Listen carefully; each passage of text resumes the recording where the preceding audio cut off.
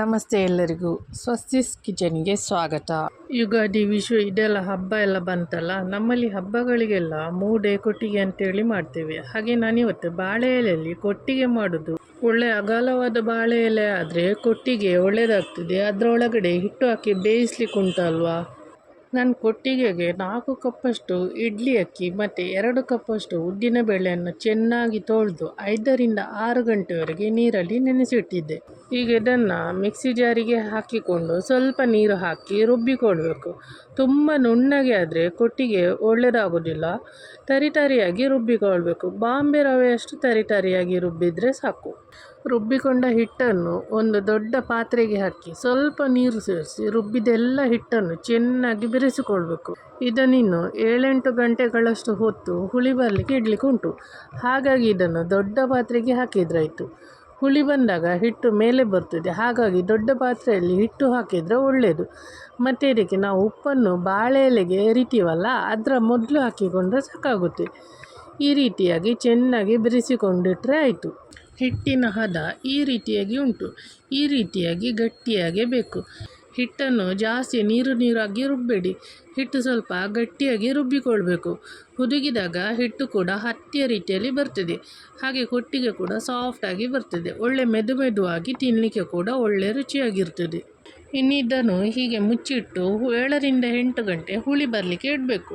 ಮತ್ತು ನಾವು ಚಳಿಗಾಲ ಮಳೆಗಾಲದಲ್ಲಾದರೆ ಮೇಲೆಗೆ ಬಟ್ಟೆ ಕಟ್ಟಿಟ್ಟು ಮುಚ್ಚಿಡ್ತೇವೆ. ಯಾಕಂತಂದರೆ ಬೇಗ ಹುಳಿ ಬರಲಿಕ್ಕೆ ಬೇಕಾಗಿ.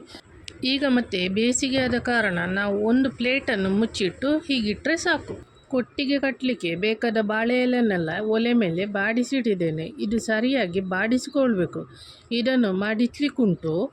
ಹೀಗೆ ಮಡಿಚಿಕೊಂಡು ಕಟ್ಟಿಕೊಳ್ಬೇಕು. ಹೀಗೆ ಕೆಳಗಿನ ಬದಿಯನ್ನು ಒಂದು ತುದಿ ಹಿಡಿದು ಹಿಟ್ಟು ಹಾಕಿದಾಗ ಹಿಟ್ಟು ಹೊರಗೆ ಹೋಗಬಾರ್ದು. ಹಾಗೆ ನೋಡಿಕೊಂಡು ಕಟ್ಟಿಕೊಳ್ಬೇಕು. ಬಾಳೆ ಎಲೆಯ ಹಗ್ಗ ತಗೊಂಡು ಇದರ ಒಂದು ಬದಿಯನ್ನು ಕಟ್ಟಬೇಕು. ಕಟ್ಟುವಾಗ ನೀವು ಗಟ್ಟಿಯಾಗಿ ಕಟ್ಟಿಕೊಂಡ್ರಾಯಿತು.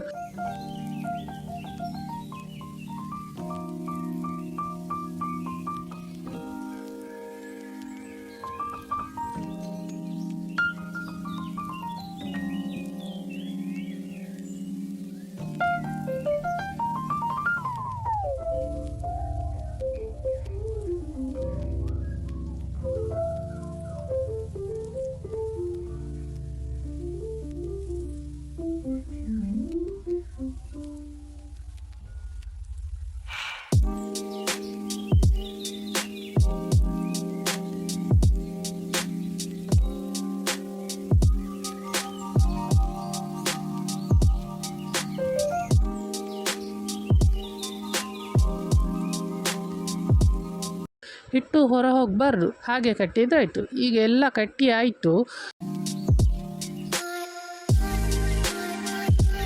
ನೋಡಿ, ಹಿಟ್ಟು ಒಳ್ಳೆ ಹುಳಿ ಬಂದಿದೆ. ಒಂದು 7-8 ಗಂಟೆಗಳಷ್ಟು ಹೊತ್ತು ಇಟ್ಟಿದ್ದೆ ನಾನು. ನೋಡ್ಬೋದು ನೀವು, ಹಿಟ್ಟು ಹತ್ತಿ ಥರ ಬಂದಿದೆ.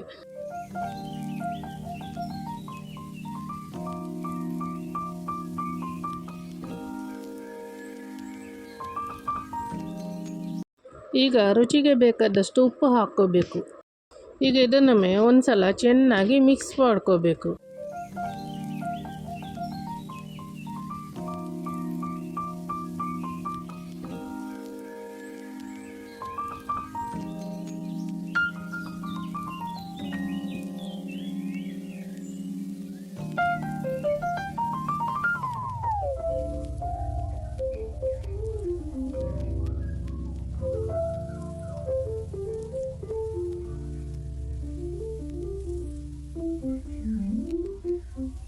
ಇನ್ನು ಕೊಟ್ಟಿಗೆಗೆ ಹಿಟ್ಟನ್ನು ಎರೆಯುವ.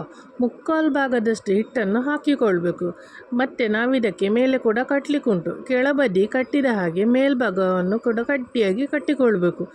ಇಲ್ಲಾಂದರೆ ಬೇಯಲಿಕ್ಕೆ ಇಡುವಾಗ ಹಿಟ್ಟು ಹೊರಬರುವ ಸಾಧ್ಯತೆ ಇರುತ್ತೆ.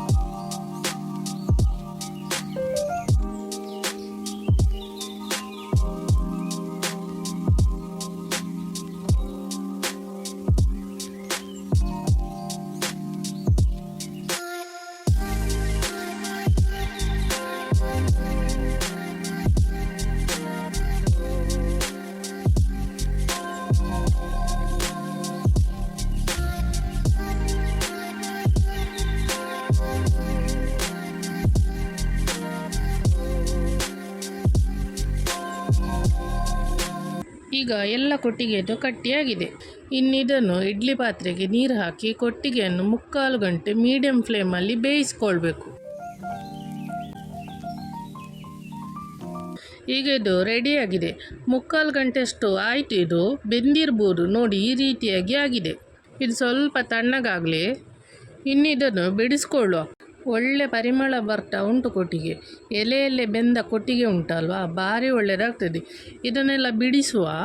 ಕೈಯಲ್ಲೇ ತೆಗಿಬಹುದು, ಆಗದಿದ್ದರೆ ಚಾಕುವಲ್ಲಿ ಕಟ್ ಮಾಡಿದ್ರಾಯಿತು. ನೋಡಿ, ಬಿಸಿ ಬಿಸಿ ಕೊಟ್ಟಿಗೆ ರೆಡಿಯಾಗಿದೆ. ಇನ್ನಿದನ್ನು ತುಂಡು ಮಾಡೋ. ನೋಡಿ, ಒಳ್ಳೆ ಬೆಂದಿದೆ. ಸ್ವಲ್ಪ ತಣ್ಣಗಾದ ನಂತರ ಕಟ್ ಮಾಡಿದರೆ ಚೆನ್ನಾಗಿ ಕಟ್ ಆಗುತ್ತೆ. ಚೂರಿಯಲ್ಲಿ ಹಿಟ್ಟು ಕೂಡ ಅಂಟಲ್ಲ. ನೋಡಿ, ಸ್ಮೂತಾಗಿ ಕೊಟ್ಟಿಗೆ ಬಂದಿದೆ.